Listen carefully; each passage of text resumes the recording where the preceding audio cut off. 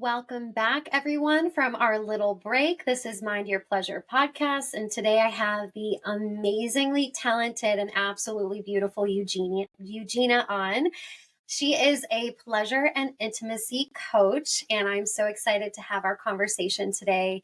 We are going to talk about some things that I feel are not widely spoken about, especially in the realms of like how our sexuality and sexual traumas really relate back into like how we're feeling emotionally and how it like develops into different diseases and illness and stuff that a lot of us women experience that we end up going to our doctors for and end up creating these issues more and more. And I really want us to take this lens today of using pleasure as medicine and how pleasure can really be used as this tool and as this mechanism for us to heal on all levels of our body. So, welcome, Eugina. Hi, and thanks so much for welcoming me into the podcast. I'm super excited about having this conversation with you and very happy to be here. Beautiful. I would really, really love you to share, your experiences maybe with yourself or some of the women that you've worked with that maybe have really suffered with, their emotional turmoil, being on that emotional roller coaster, and how that has really been a pivotal role in your work, like when using pleasure and intimacy as that kind of medicine to work with whatever is arising for them. Would you like to share? Sure. Well, first of all, I think it's a great topic to talk about because actually there's so many people think that sexual trauma just only affects people in sexuality when actually it doesn't. I have been recently working at the festival and offering sex coaching sessions. And some women were coming to me because they had a problem in work. They've been feeling overlooked, undermined. They felt like they can't speak up, that they don't have attention. When they need attention, in terms of like they don't have the presence or they feel ignored. And it was so interesting for me to see. It's like, oh my god, it's a sex coaching session and the ladies come with problems at work to me. This is interesting. And really deep down, those ladies knew that actually what happens is that something that has happened when they uh, refused their feminine energy, their that sensual flow to be seen when they something happened in the past and they felt like it's safer not to speak up. It's safer to be forceful, to be more in a masculine role, to be more strategic. They have more, power. And when we started looking at all the reasons why that was happening, everything have been bringing back that feminine energy. It was not safe for feminine energy to be there. It was not Mm. safe for her to be feminine, to follow her intuition, to be flowy and airy and all those sensual qualities that we use. It was not safe for her.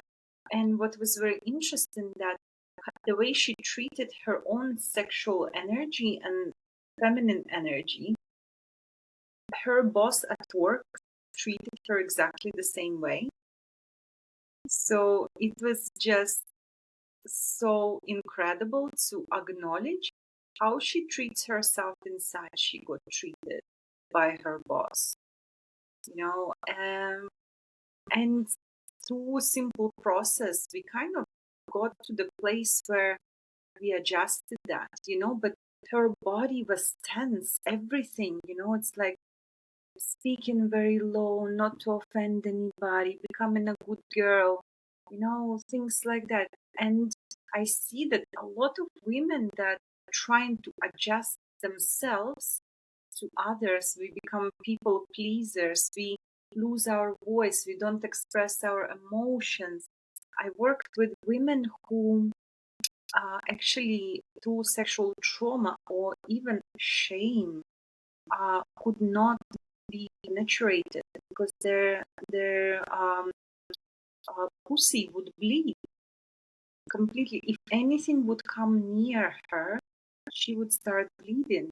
And imagine being in a long-term relationship where you want to have that intimate time with your partner, but you cannot. So that has been a massive holdback for her in the relationship and with her partner. No, but all it takes actually to feel safe and trust yourself, so then you can trust others. And it's just so beautiful to see, for me personally, to see when there are loving and supportive partners who help, support, and provide that safety when we are feeling very sensitive, when we are feeling very emotional, when we're feeling like, oh, but maybe I'm too much, but maybe I'm not enough, because really with our cycle, we have so many hormones, and they like always going up and down. And if something happened to you in the past that triggers some very intense emotions, those hormones, they just jumping through the roof. And very often nothing makes sense. And very often women are aware that they are acting crazy, but they cannot do anything about it. Very often I'm aware, like when I'm ovulating, I'm acting crazy. And I'm aware that I'm acting crazy and I'm like, what is going on? But I cannot stop, so I just have to accept myself and love myself and just allow myself to be and have that safe environment where I can be that way. What about yourself? Did you have experiences like that? I love that. Come back at me. So one of the big things that I was hearing in all of like the messages that you were bringing forward was implementing safety in the body and feeling like you can trust yourself to make decisions, trust yourself financially, trust yourself on all these different levels, sexually, whatever it is.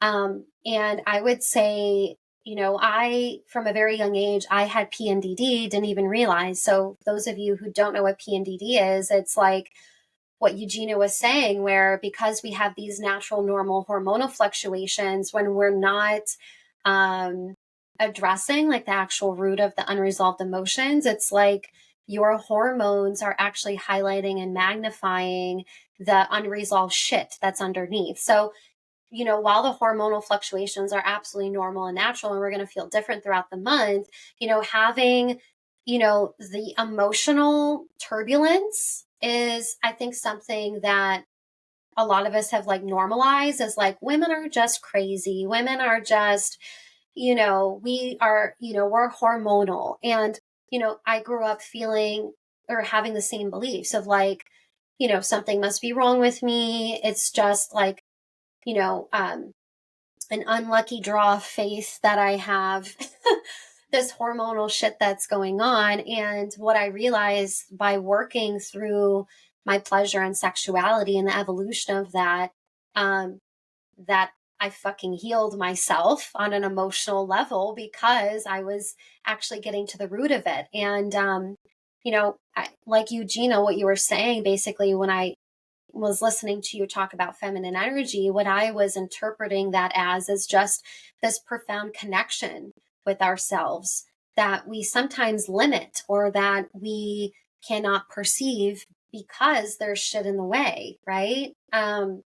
So for me, this journey has been a huge pivotal moment to come out of that emotional turbulence and understand that my emotions are beautiful things that don't need fixing, don't need limiting, but they need acceptance, they need understanding.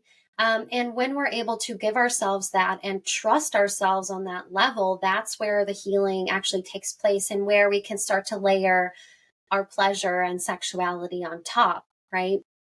Mm, yeah, yeah, definitely. You know, for a very long time, me personally, I couldn't feel.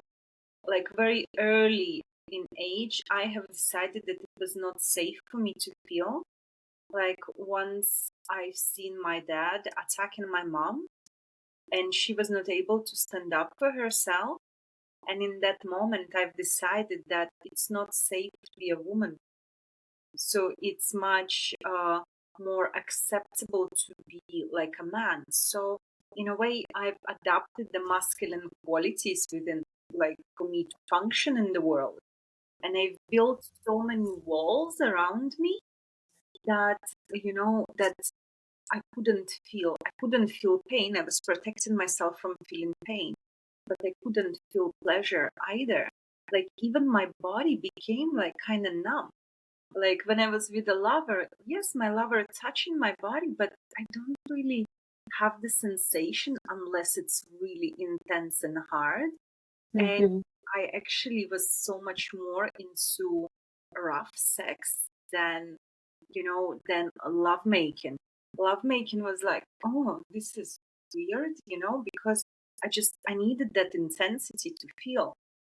And also to say I carried so much offense towards men that every time when I had a period, I literally had to stay in bed in a baby like position because I couldn't get out of bed. I was completely paralyzed by pain. I was like, oh my God, this is just incredible.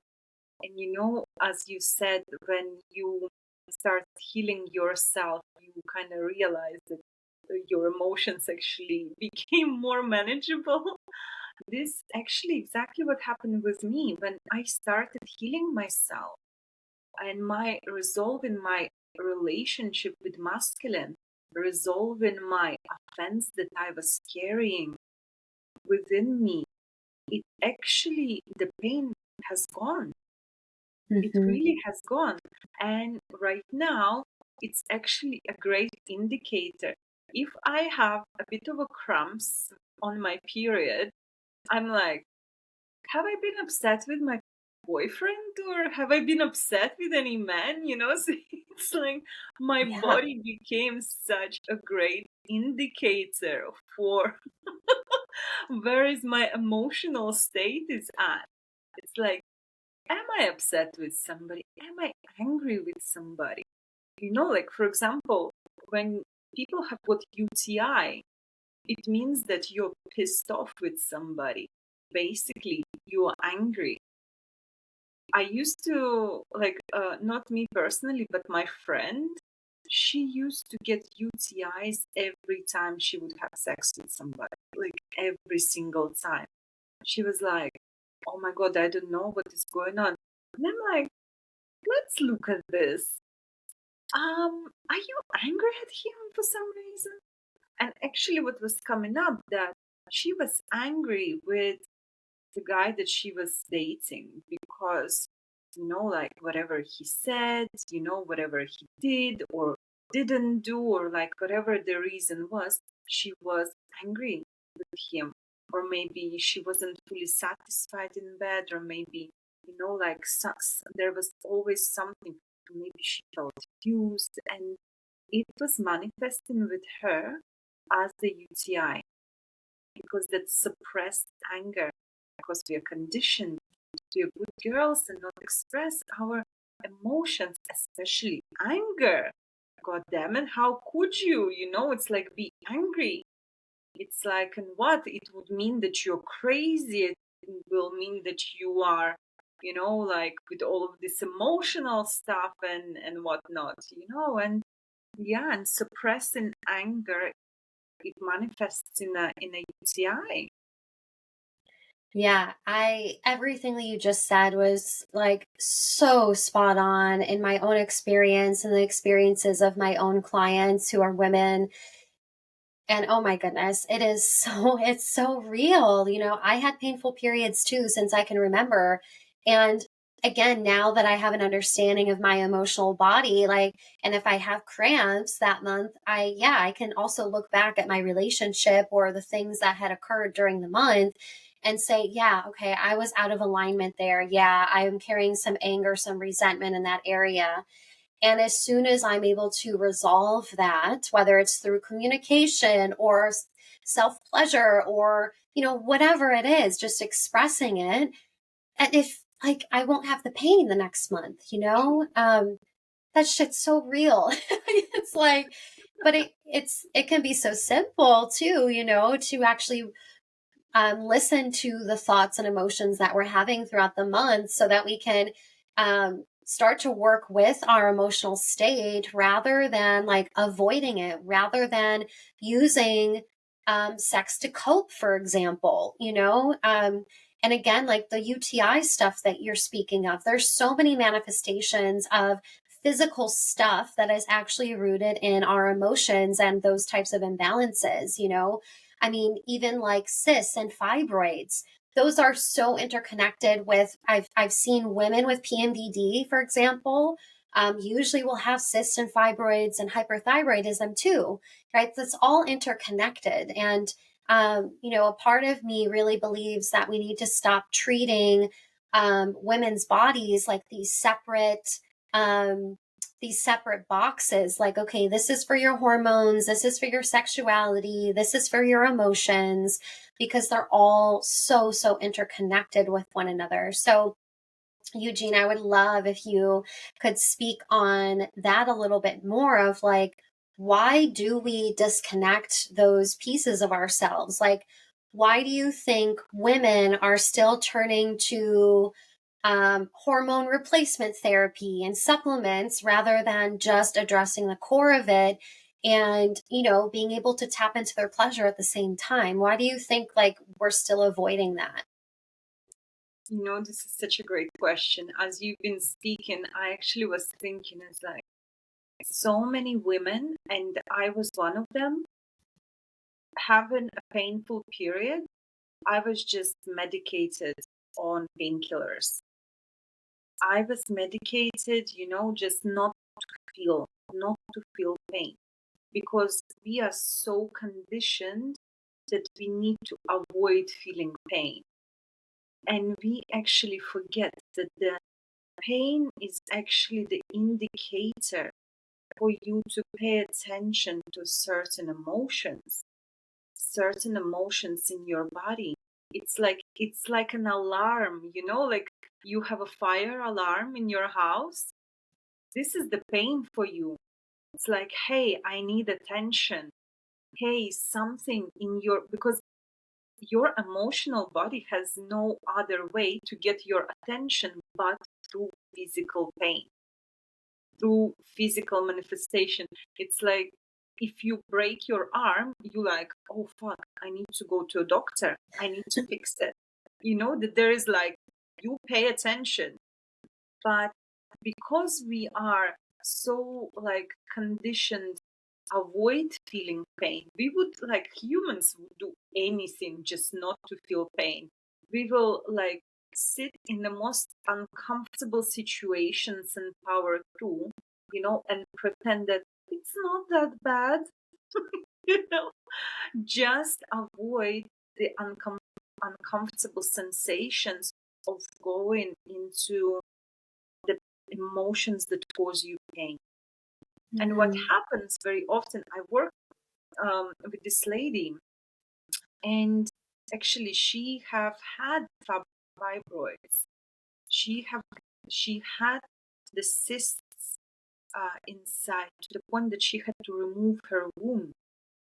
And when we actually worked, we tuned in to her. It's like, actually, can you tell me what is this? Like, if it would be an emotion, what would that emotion be? And she was like, It's blame. I'm blaming my womb for my misery. I'm blaming my womb that the men that I was sleeping with are just been using me. I'm blaming my womb that I am staying in toxic relationship. I'm blaming, I'm blaming, I'm blaming. And this is what we do. We blame ourselves, but then we uh, take painkillers not to feel that pain and like feel better. And because we live in a busy lives, back to work, smile on your face. It's like, but behind those eyes, there is no spark, there is emptiness. And just like trying to survive another day. But your body is crying to you. It's like, hey, please help me. Here's the attention. Like, I need your attention. And unfortunately, so many people, so many women don't listen to their own bodies. They're so disconnected with their own bodies. That I just actually last week I had a conversation with somebody who attended my workshop in the festival, and it was a cuddle puddle. And basically, is this lady, and she's been diagnosed with MS, right? It's like she's been in a wheelchair. And the truth was that when she realized that she is like, she's been basically raped since the age of 16, this is how she lost her virginity. And ever since that happened, her mental health went down. She couldn't say no, because like saying no was only bringing her even like more trouble in her life. And um her experiences basically have been really really messed up. So she didn't feel safe in her body. She developed MS as a result of that sexual trauma, that she ended up in a wheelchair. And that was the alarm point for her, because she was already like um knowing and realizing that she can heal herself. If she can make herself ill and sick to this point, that she can also heal herself. So she started meditating every day. She started doing exercises, mental exercise. She realized that, well, for her life to change, something has to change. She cannot try to live a healthy life and heal herself if everything in her life gonna stay the same. So she was like, where are the energy leaks? Where am I spending my energy trying to please people that don't matter, trying to be friends or like accepted by people who take advantage of her? She like cut everybody off and became celibate for 8 months. It's like really focused 2 years only on healing herself. Meditated for 6 months, imagining that her nervous system comes down. Like 2 years later, she's solo traveling the Europe, going to festivals and everything. And this is how we've met. She came to my workshop at the festival. And actually, what happened was, she said she was for 8 months celibate, and actually, she never experienced consensual, like sexual experience in her life. And over the sudden, here she's in a cuddle puddle with like lots of different people. And we've been working like I guided this experience so that we first drop in, feel comfortable with each other, small groups of people get to like experience, and consent is very important. And she was just crying. She was working with 3 other men, and she's like, 3 men are holding my body, giving me foot massage and a back massage without wanting anything in return. Oh my God, this is like consent is a real thing. it's possible, and people do respect when I say what I want and what I don't want. It matters. And when we actually, like talking to her was so like um healing for my soul, that actually like, oh my God, consent is so important. But so many of us never even experienced that, and so many of us just expect our boundaries to be crossed. So Mm. many of us so feel that if we say something, it's just gonna backfire, and if I'm gonna open my heart, it's gonna be thrown back into my face. And we developing those coping mechanisms that keep people at the arm's length. We are settling for the crumbs of affection, and when we want the full cake, and and we are settling, and we are thinking that we are too much, and we're asking for too much, and we have not enough, and it becomes this like push and pull relationship, and it's like a war inside, that that you want more, but you don't ask for more, and you don't have more, and it's like, oh my God, and then suppressing your desire, making yourself wrong. It's like, I shouldn't be feeling this way, I should, and we just put these expectations on ourselves, and nothing makes sense. And then when we are communicating with our lovers or something like that, everything just becomes even more complicated, because within self, you're not aligned. It's like you don't know where you stand. You know that you want more. You know that you're not having more. And you're trying to logically rationalize where you stand, and you can't. And, Mm. when your partner responds to you, it's like, oh my God, what is going on? So everything becomes very confusing. Wow, I love everything you've had to say. So many like nuggets of just golden wisdom there. And one really big word that comes through as you're speaking is radical responsibility in how we feel, what our experience is, and what the fuck we actually want. And, you mentioned like, women wanting one thing, but then not asking for it, for example. And this is so common where we're holding these conflicting beliefs about ourselves. On one hand, this is what you want, but on another hand, we're too afraid to ask for it or to receive it or get it for ourselves. And the mind can't hold conflicting beliefs. The body can't hold conflicting beliefs. And every single time we try to hold those conflicting beliefs, it ends up in emotional, physical, energetic suffering. So the huge word that comes through and the knowledge right there is just like this radical responsibility for really tuning in on this evolutionary level of ourselves of like, okay, this really horrible stuff has happened to me and it will continue to happen to some women, but that doesn't mean that I can't experience pleasure, joy, fulfillment, satisfaction, all of these desires. And, even without talking about the sexual trauma, this stuff starts from such a young age. I grew up with my mom telling me men just want one thing and that's it.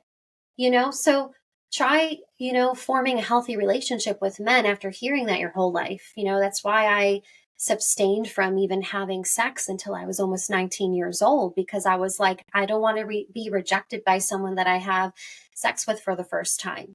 I don't want to be used. So I'm just going to avoid it even though I want it. So, there's so many ways where we end up sabotaging ourselves to experience these things based off who we think we are, when a lot of the stuff we're hanging on to is really not ours.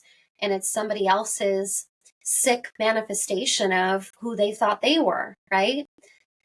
So there's so many beautiful nuggets there, Eugenia. Oh my goodness. Another big thing that came through is like that development of the body, kind of, what your point on pain, right? Is like pain is basically your body trying to get your attention, to look inward at that deeper level of things. And by, working with the pleasure and sexuality, it's not about not experiencing pain anymore, right? It's about building a larger capacity within your embodiment, within your nervous system, within your brain as well. This has a lot to do with like the brain circuits and stuff like that, creating neural pathways. And what that does is it like opens our capacity. It expands our capacity so that we actually can experience the pain that we haven't allowed ourselves to feel. But not to the point where, right, we're now suffering and needing to cope again, but able to truly stay present with it. And what I'm hearing from you, especially, is like that presence is key. That presence is really what allows the medicine to happen, to occur. And, by that woman that you met at the festival and how she, started to move through this healing process.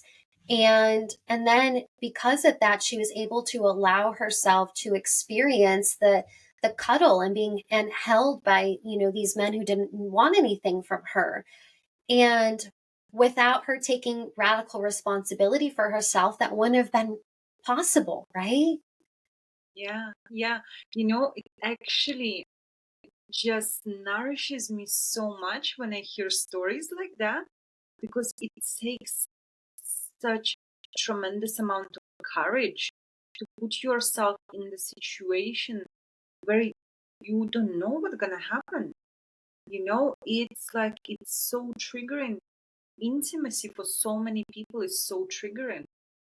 It's like, oh my God, I'm gonna be in a room with some strangers. Like, yes, I know that I'm going to cuddle puddle. I don't know what to expect there, but it also takes the enormous amount of desire to heal and following your intuition, knowing that there is something for me in there. There is something for me in there. And guess what? Like, at that festival, after those workshops, she actually met somebody. She actually met somebody and had beautiful soul connection with that person. Mm. Been able to experience wonderful intimacy together. Like how powerful that is. Just knowing that actually when you put yourself into uncomfortable situations, most of the time they're not that uncomfortable as your mind makes up them to be. And the truth is, you can always ask for help. You can always ask for support. Because I think that a lot of people are growing up thinking that they have to deal with whatever is happening in their life by themselves. And I think that isolates people. It's like, oh, but I don't want to bother them with my problems. Oh, but they have enough on their plate anyway. Oh, but I don't want to seem a certain way. I don't want to be weak. And we just create those stories around, our situation and make it out that maybe it's not as important. And we keep our people, our friends, our lovers, our families out of our lives because we're so busy pretending that everything is fine when actually so many of us are dying inside, feeling that they don't have anyone to turn to. Because again, therapy still is very much frowned upon. Oh, you have a therapist? Oh, you have a coach? What's wrong with you? Well, actually, nothing is wrong with me, but I just want to work on my emotions. I want to feel better. I want to be the best version of myself. So, how about that? And like asking for help, asking for support. I have such a great story about that too. It's because a lot of my clients who I work with, they don't ask for help because they're like so busy to be strong and independent woman. I can do everything by myself. I don't need anybody. And what happens, when they discover that actually asking for help is the opportunity for connection, then the whole life experience is changed. And it's like, what? I can ask for help? I can ask somebody to bring me a glass of water? Is that an option? oh my God, and like for women, for example, that allows us women to set ourselves into this receiving mode in the feminine energy. It's like, can I pour myself a glass of water? Sure thing I can. Can I, like, I don't drink alcohol anymore, but I used to. And I used to go to the restaurant, and I remember when I was leaving my corporate job, I went with my team to celebrate at the restaurant, and there was this like super handsome waiter, like a manager, and he's like, bringing us this bottle of prosecco. It's like, oh, ladies, I'm like, yes, can you fill up my glass, please? So I'm like always so flirtatious, and the girl's like, what? Can't you pour yourself? Yes, I can. But it tastes so much better when he does. And it's like, like this champagne tastes so much better when it's glass. And he's so happy to serve me. He's like always making sure my glass is refilled. And I'm so happy that I'm always looked after, and the girls at the table, they're like, oh my God, Eugina, you are just, unbelievable. I'm like, this is true. This is like, it's so playful for me to do that. This makes me feel good, and it makes him feel good and appreciated and loved, and like, oh my God, what an honor to serve someone, in such a playful way, and it just becomes fun. Yeah, I'm happy that you mentioned the playful aspect of this because it can sometimes feel so heavy or impossible or like this big feat or step, right? And it can be that easy. Asking your waiter to pour you a glass of prosecco because it makes you feel sexy and appreciated, and that doesn't mean anything else about the it doesn't mean anything else. It's just that's what it was, and that was a cool experience, and it can be that easy to just like start to practice in your daily life. So I'm almost feeling like this is like a little mini tool that you can put in your toolbox of like asking for in a playful way, asking for something that you desire, and it might be easier in that type of setting, because you're already at a restaurant or whatever, and just being able to actually ask for it before there's an assumption there, and that's just it's so playful, and it just goes to show how connection can be spontaneous. It can be really fun, and I think that the reason that we treat it so much as this like big healing process, and it is because we're kind of taking like our personality out of it. We're taking our own spin on things like out of it because we're still looking outside of ourselves of like, oh, I'm supposed to do step 1, 2, 3, and this is how it's going to happen. And like that also is not reality. Like there's this embodiment aspect that is inviting you to also show up in the ways that you want to show up. And no one can teach you those things, we can help you tap into your embodiment and move through the blocks, but no one can teach you how to truly show up in your connection as a human being, in that evolutionary process. Like that's all you, babe, and I think that that just it's that profound trust again, like this profound trust in yourself to just say what you want to say when you want to say it, and ask for your desires, and give it to yourself if someone isn't there to give it to you. Like you can give that to yourself. You don't have to keep waiting till you get to a certain point in your healing journey to now receive pleasure and joy and fun and play. Like, because if you keep waiting, it's never going to happen. Like you're allowed to choose yourself now and develop that trust within yourself. And, the connection piece is huge. Connection is the antidote to any emotional suffering we're experiencing, but it's also the thing we fear the most, right? So true. So it's just like, it's this huge freaking confliction when, you can just start to break down those little filters and barriers in these tiny, simple ways. That's why I really love that story that you just shared. I have so many more stories like that. Like, just I I just love to play, and that is just, I think that what keeps me so, radiant and alive in my life.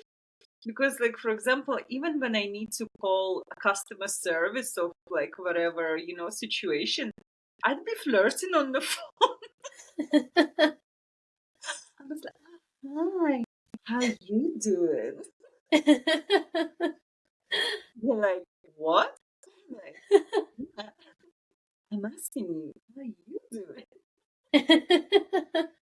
So, it's like it just becomes fun experience instead of like, oh, customer service, have to wait in a line, and it's like it just becomes fun. So the more I give myself permission to play and have fun, the more fun I have. And I think that this is, so many of us, we don't give ourselves permission to have fun. We're so Hmm. worried about what others gonna think about us. I had a friend, and every time we would like go out, she'd be like, Eugina, shh, stop it, don't do. And the more she like tries to calm me down, the more outrageous I want to be.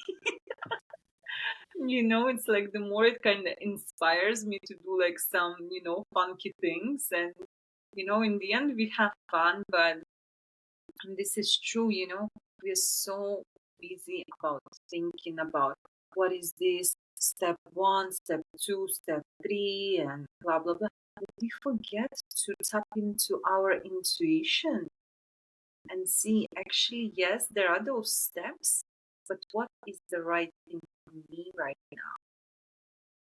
Because, we also so focused on, oh, but is my cat all right? Is my husband all right? Are my kids fine? And it's like looking after everybody else that we actually forget to pour into ourselves. I know so many women are so scared to spend money on themselves. Like, spend to go shopping, spend money on themselves. Like, and those are women who have done really well in business, have got very good jobs, but going to the cheapest store, buying things on sale, because there is that feeling that I'm not worthy, and and that lack mentality that I can't, I'm not deserving of this, that there is not enough, when actually there is more than enough for her, for herself, but something that inner limitation somehow is holding them back. And that radiates that I can't spend money on myself. I can't possibly do that. I can't have so much fun. I've been working with somebody uh, where I coached her into dating, and she started like, again, it was a few years back. I was working at another festival, and this lady, she came up to me and she's like, oh my God, Eugina, I really like this guy, but I don't know what to do. And she was like maybe in her 50s, something like that, maybe even, late 50s. And she came up to me and she's like, can you just like help me? I just really want to like get to know this guy better, but I don't know how to approach this. And I coached her into how to like, create the connection. She created connection with him. They spent a couple of days together at the festival. And next thing, she's like dancing at one of the workshops. And then something happened to her leg, to her foot, that she was not able to walk anymore. So she had this internal belief, if I have too much fun, I'm going to get punished. I can't have too much fun. So this is how like our subconscious minds are so powerful. So Mm. what you think? You should stop having fun. It's like, yeah, it's crazy. Yeah, the power of your subconscious mind, it's just like, whew, there's lifetimes of information in there, literally.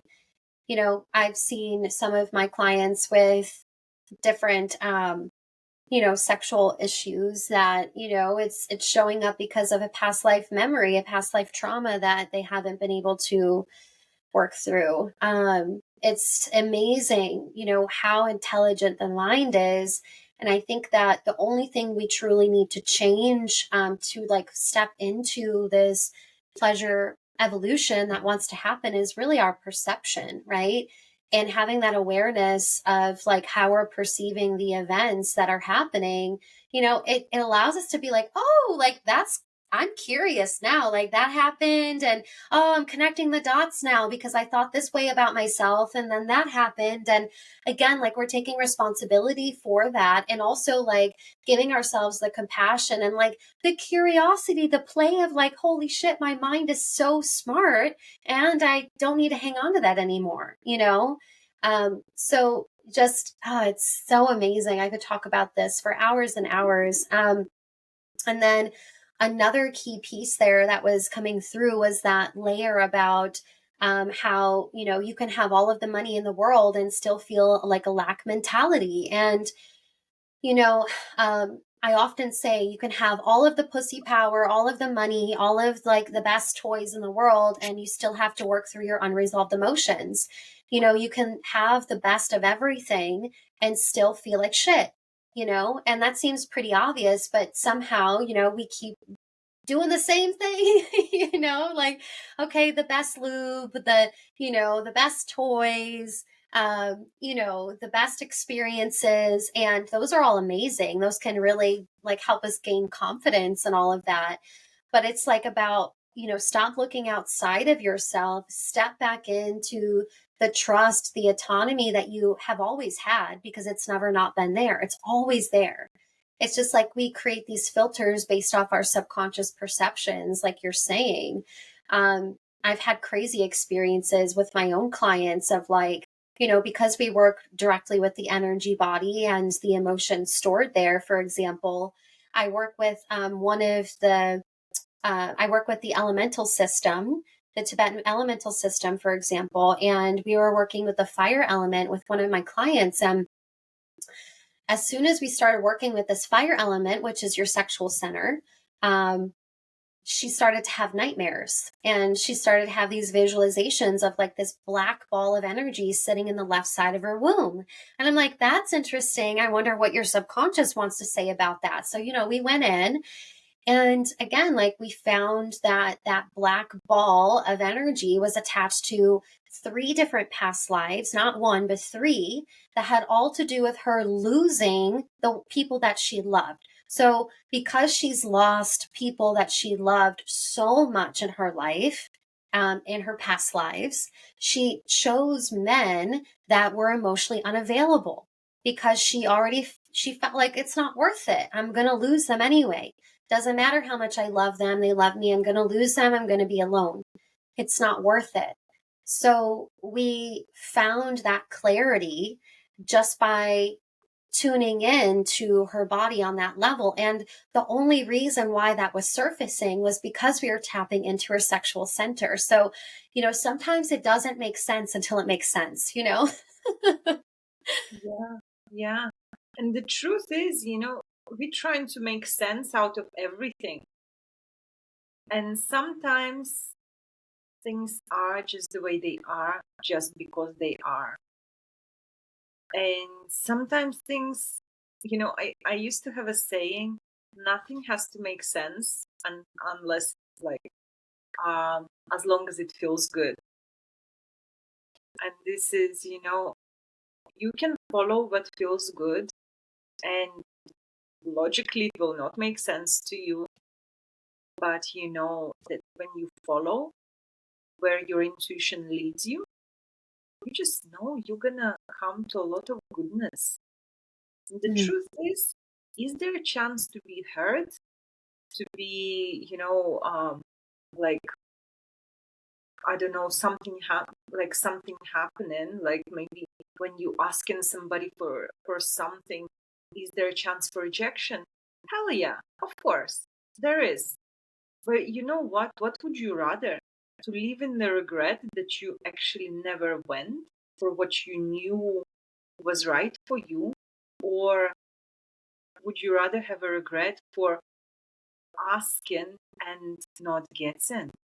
Or like not receiving, or maybe not receiving in the form you thought you should receive, Mm. because you always gonna have what you want. Something which you have said about asking for what you want. I remember once I was sitting, and because I'm like so big on like asking for what you want, you have to ask for what you want. And usually I do. But in that moment, I was sitting on my own in the room, and I'm like, well, I have no one to ask for what I want. But I just like wrote down what I wanted, and I just read it out loud. And guess what? Everything that I asked for just happened that day, that morning. I was like, oh, I don't even have to have anyone to ask for what I want. I can just say what I want. And that Mm. just happens. This is brilliant. I'm gonna be doing more of that. Oh yeah, that's powerful right there. You are tapped into that direct line of communication. Yeah, That's the yeah, magic. That's the magic that can really happen. That's real. Yeah. for sure. But this happens only when you give yourself permission to be unreasonable. Mm. Like, this is the thing. You don't have a reason for wanting that dress. You don't have a reason to wanting that bag. You can just want it. You're allowed. You are allowed to want a better life for yourself. You are allowed to want better sex. You are allowed to want to be healthier. You are allowed to have friends. You are allowed to have more fun. You are allowed to have more joy. And guess what? The more you give yourself permission to have all of those like desires, the more you're gonna find a way to fulfill them. The more fun you're gonna have. And Yeah. if you don't gonna fulfill all of the capacity, I'm sure that at least some of them become a reality. Mm. So it's definitely worth trying.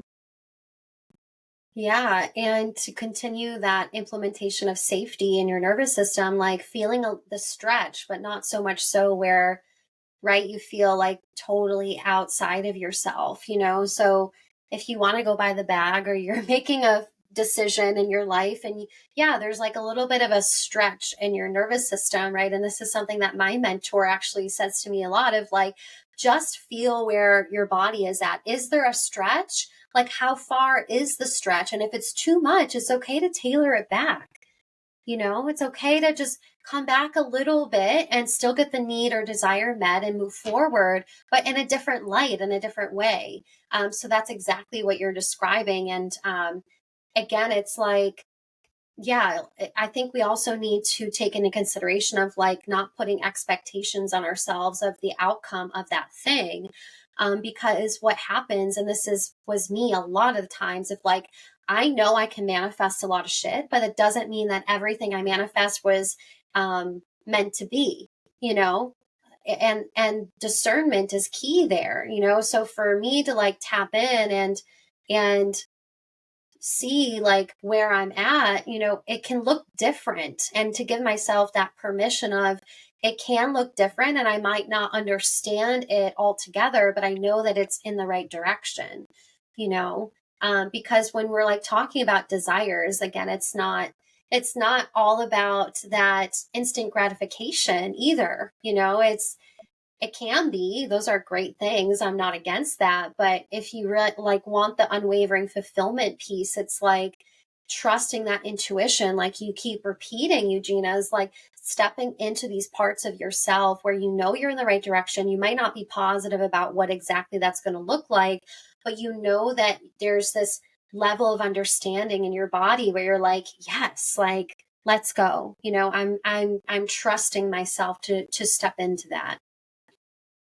Yeah, yeah. It definitely, for me personally, it took many years to trust my intuition, to take me there, to take me places. Because I actually went when I just went to a special event, like fully focused. It was called Release Your Genius. I'm like, well, I'm a genius. And, somehow I'm not living my full potential right now. Something is not quite right. So I was very curious to go and see what happened. And actually, at that event, they taught us how to connect to your intuition. And, what happened to me was I've signed up for a 3-day event. And it was all about trusting your intuition, healing your past wounds, healing past experiences. And on a lunch break on one of the days, I went out. I had my lunch with me, already pre-made, but I went out and I didn't fancy to have what I had with me. So I thought, let me just go and get something different. And as I was sitting in that little cafe, a homeless guy went in, and he was like asking for food from the people there. And for some reason, I had the intuition that he, like when I walked past him, I had the intuition that, oh my God, maybe I don't have cash to give him. Maybe I can offer food to him. I knew it, but I went past him. And then he walked into the cafe asking for food. So I was like, oh my God. So it was just such a clear indication. My intuition is right. And yet I get in my own way when I'm trying to rationalize, oh, but he just gonna think this about me, but he doesn't want food, he wants money. Maybe I gonna offend him if I gonna give him food. Like whatever that went to my head, I made a decision not to follow my intuition. But it was just, oh my God, this is what I do all the time. My intuition tells me to go right and I'm going left. I need to fix this. So, it was a brilliant example of how, disconnected from this feeling I was. But also, it was brilliant for me to acknowledge that I have intuition and it's safe for me to follow her. That's beautiful. I think that even describing the different feelings and sensations in terms of when I'm following my intuition versus when I'm not, it's really hard to explain and really put into words. It's truly like this, it's very personal, you know. I think that it's a very personal level of, how we make our decisions, and it's beautiful. But it is an evolving process for sure.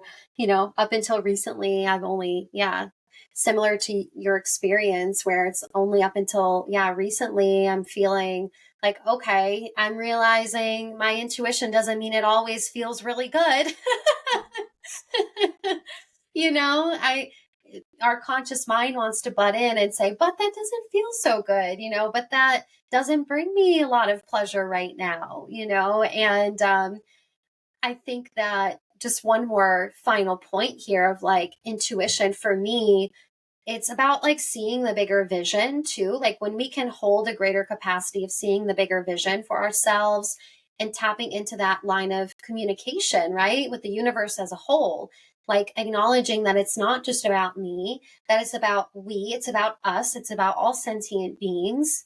It's not just about my pleasure, it's about your pleasure too. It's about your joy, your fulfillment, your satisfaction.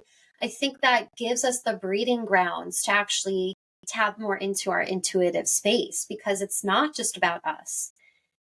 It is about like the betterment of all of humanity. And when we can sink deeper into those layers, not just of our pleasure and sexuality and all those beautiful things, but also of those parts where we have a greater capacity to experience discomfort, right? In the long run, that's where we're experiencing fulfillment and that unwavering presence. Um, and that can only come from that awareness that it's not just about you. And that can be a really hard pill to swallow sometimes. You mean I'm not the center of the universe? This is great. This is great.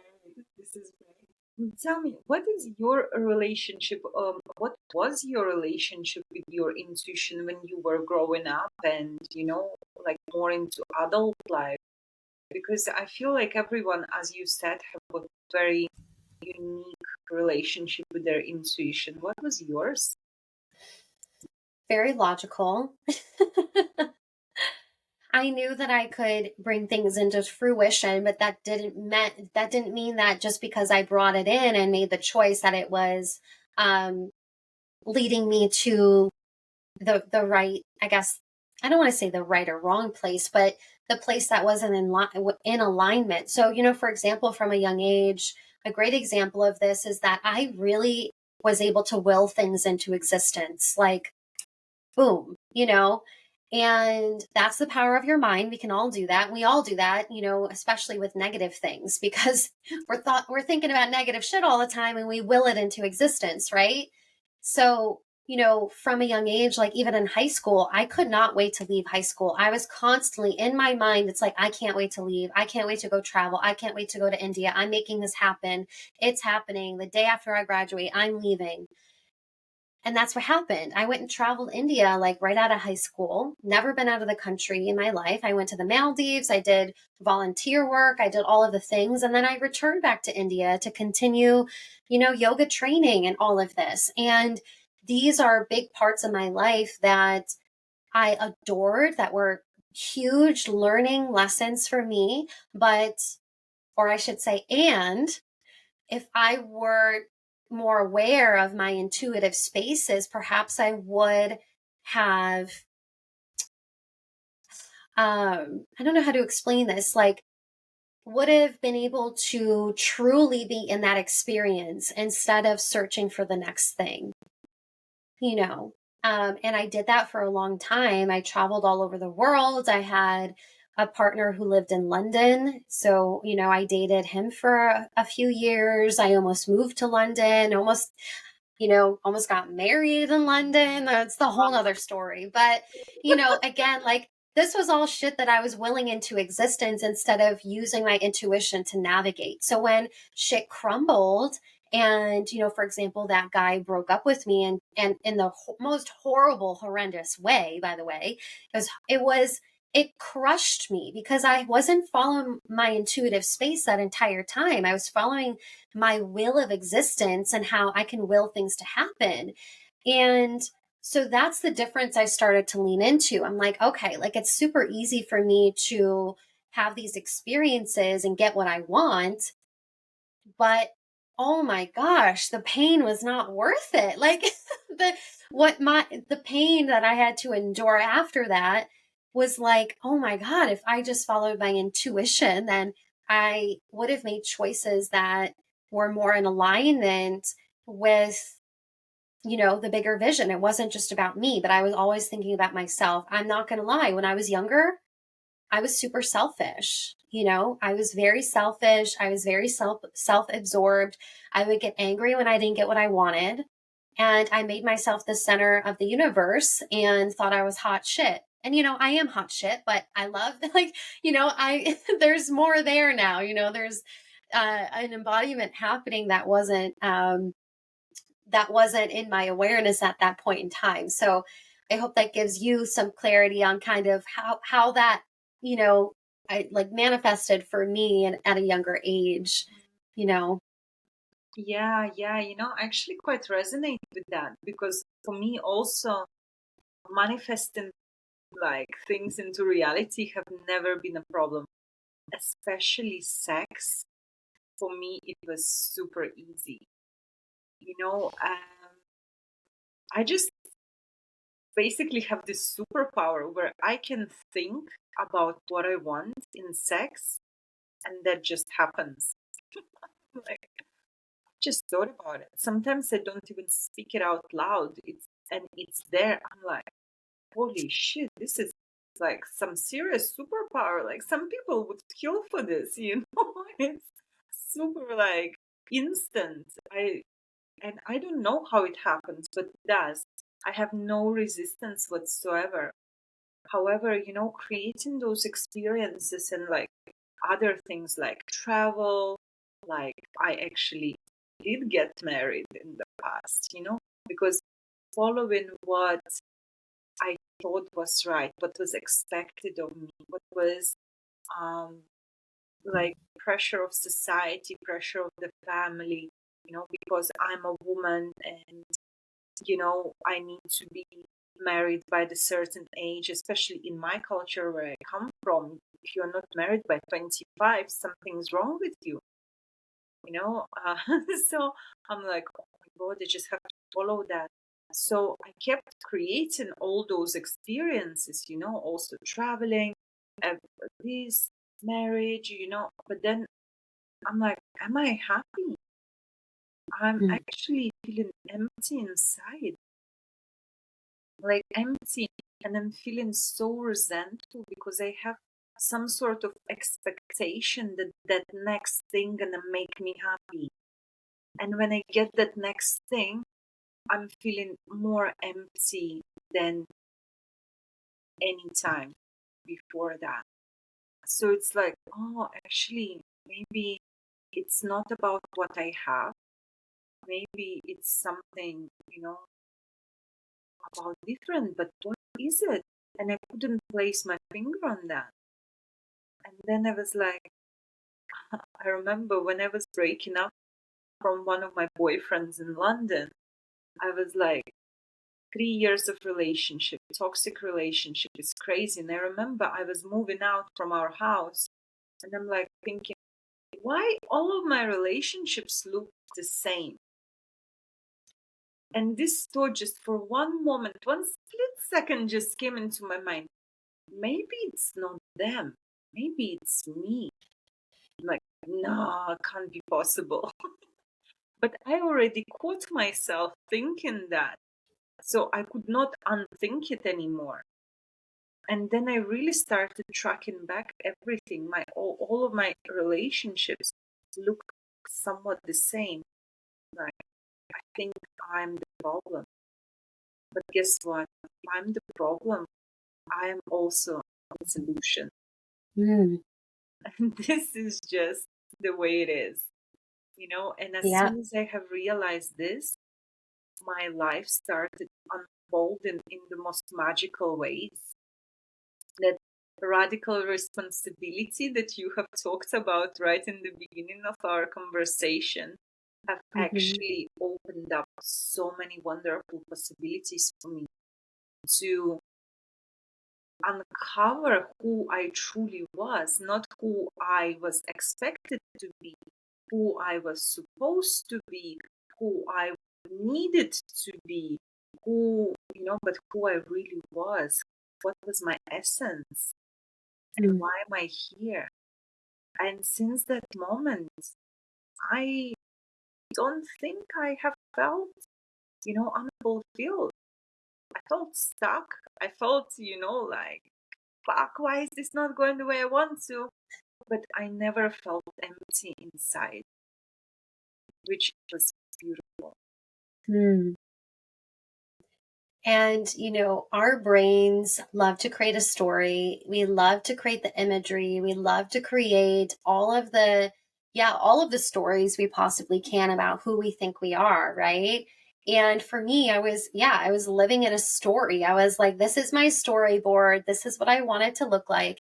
And mind you, like that is absolutely possible with the right intentions, right? And as you're following that intuitive fulfillment in that kind of realm, But without that, it's just like what you're saying, it falls flat and you're really not fulfilled. And you're like, wait a second, like I manifested this thing. I should be feeling happy. I should be feeling absolutely amazing. Like, this is what my brain created the story from, but there's that extra step, right? So like this is why I think like modern manifestation is like it's similar to that. It's like make a storyboard, and it's just like, yeah, those things work because your mind is really powerful.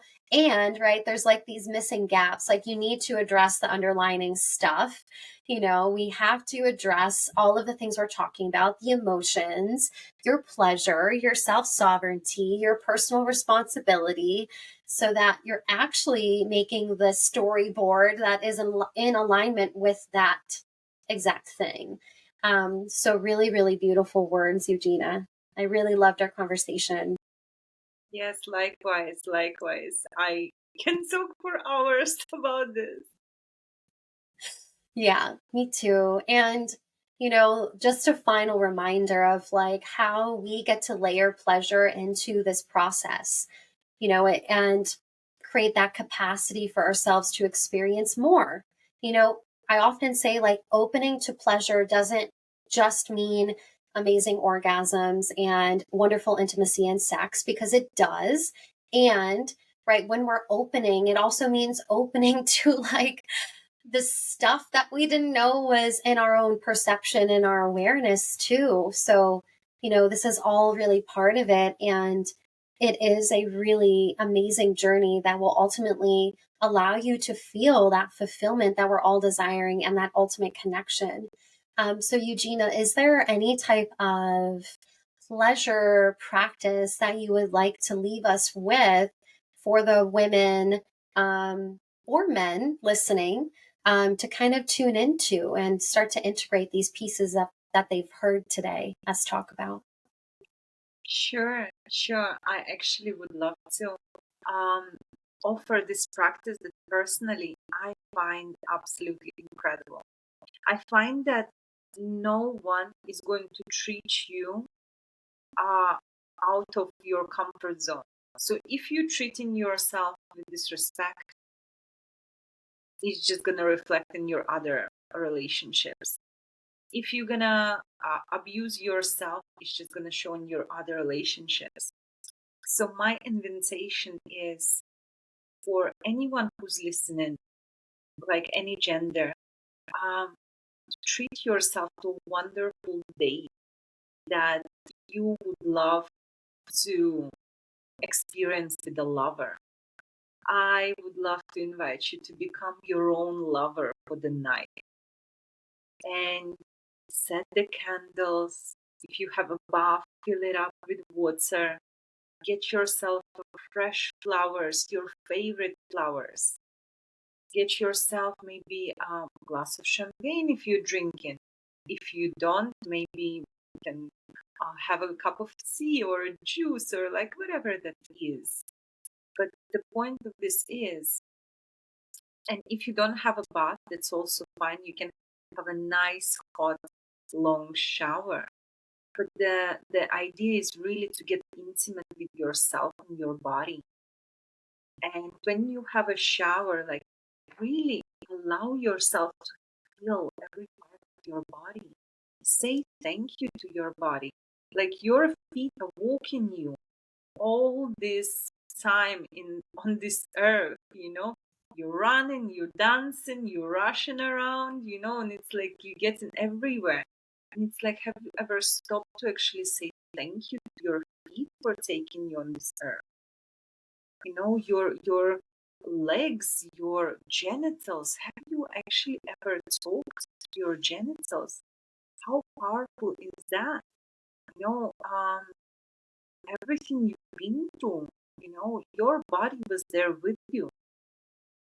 Your body was there with you. Your body is the smartest machine you can ever come across. There is no higher intelligence than your body.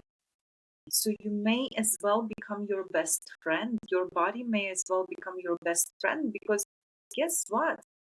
You are not having another one. This is just as simple as that. And I would love to offer you to bring that gratitude to your body, the parts of your body. If you feel some tension or pain, just ask yourself, what is this sensation trying to tell me? Why you are here? What is your message? And just listen. Just you don't have to listen to the loud music or anything. You can do that in calmness and quietness, or in a very low sensual music, so that you can hear your thoughts, because the knowledge will come to you as you connect with yourself. So many of us want to be seen, but we so often ignore our own selves. So create the environment where you will see yourself, where you will hear your body, and where you will show appreciation for yourself. Because there is no one else you're going to wake up in the morning until the rest of your life but yourself. We're so busy looking for the one, but we forget that the real one is right here, who's looking back at you in the mirror every morning when you wake up. So it's so important that you learn to be the best friends with your reflection in the mirror. And it can be that simple and beautiful, and it can be right in the comfort of your own home. I'm going to do that tonight as I wind down for the evening in my bathtub with my salts and my music. And what a wonderful way to end the day and connect back to myself. Eugina, I've really loved our conversation. You are just a wealth of wisdom and a truly embodied woman and what you do. I'm grateful to have this conversation with you and have this connection with you. Until next time, I hope that everyone out there listening has received the medicine that they needed to receive today. Our intentions is that you experience, your ultimate connection and pleasure within yourself, and really come in and ask yourself those questions. Get acquainted, very well acquainted with your body and what's going on inside. So thank you again, Eugina. Thank you so much for having me, and I've really enjoyed our conversation. Thank you.